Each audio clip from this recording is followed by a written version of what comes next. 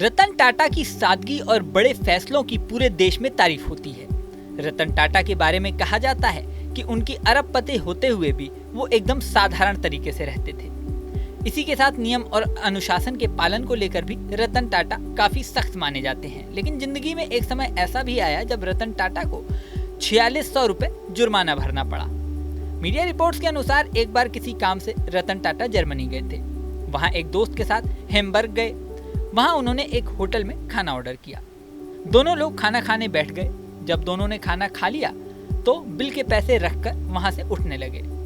इतने में उनके सामने कुछ बैठे लोगों ने अजीब सी नजरों से उन्हें देखा और उठने पर विवाद करने लगे। ऐसे में रतन टाटा और उनके दोस्त ने सफाई दी कि वो खाने का बिल चुका चुके हैं। हालांकि लोग शांत नहीं हुए और गुस्से में आकर एक सामाजिक संस्था को फोन भी लगा दिया। इस पर संस्था के लोग होटल पहुंच गए। रतन टाटा को जुर्माना भरने को कहा गया। रतन टाटा को समझ नहीं आया कि मामला क्या है। पूछने पर बताया गया कि उन्होंने प्लेट में खाना छोड़ दिया है। जर्मनी में किसी भी होटल या रेस्टोरेंट में प्लेट में खाना छोड़ना बुरी बात मानी जाती है। यही नहीं, ऐसा करने पर आप पर जुर्माना भी लगाया जा सकता है।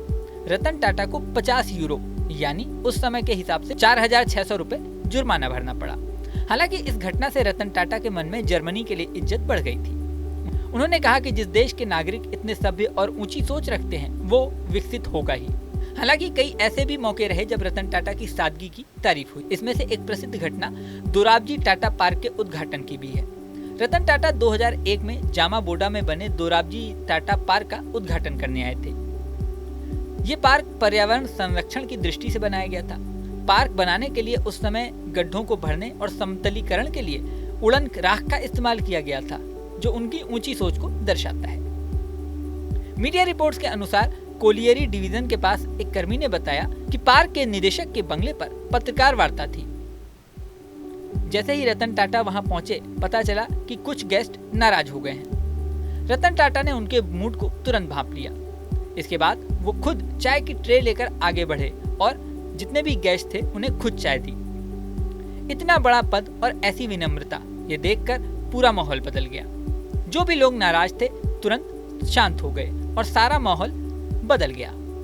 जिस पार्क की उन्होंने उद्घाटन किया था वो आज भी पूरे इलाके में आबो हवा को दुरुस्त रखने में अहम भूमिका निभा रहा है। पर्यावरण के लिए उड़न राख का प्रयोग इस पार्क में सटीक माना जाता है। रतन टाटा के बारे में एक मीडिया रिपोर्ट में दावा किया गया है कि रतन टाटा को फ्रेश जूस पसंद था। इसके अलावा उन्हें पारसी खाना पाम्फलेट पतिया पसंद था।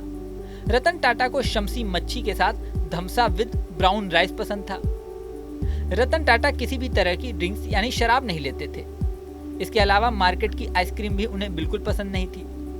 वो सीधे बंगलों में बनी होममेड वनीला आइसक्रीम खाते थे। रतन टाटा को बिल्कुल भी तीखा खाना पसंद नहीं था। उन्हें कॉन्टिनेंटल फूड ज्यादा पसंद था। रतन टाटा बेहद मृदुभाषी माने जाते हैं। वो जिससे भी मिलते थे काफी सरल स्वभाव से मिलते थे। अब 86 साल में वो इस दुनिया को बेशक छोड़ गए, लेकिन लोगों के जहन में अमिट यादें भी छोड़ के गए हैं। इस वीडियो में फिलहाल इतना ही। बने रहें न्यूज नेशन के डिजिटल प्लेटफॉर्म पर। न्यूज नेशन अब व्हाट्सएप पर। खबरों के ताजा अपडेट के लिए न्यूज नेशन के इस QR कोड को स्कैन करें।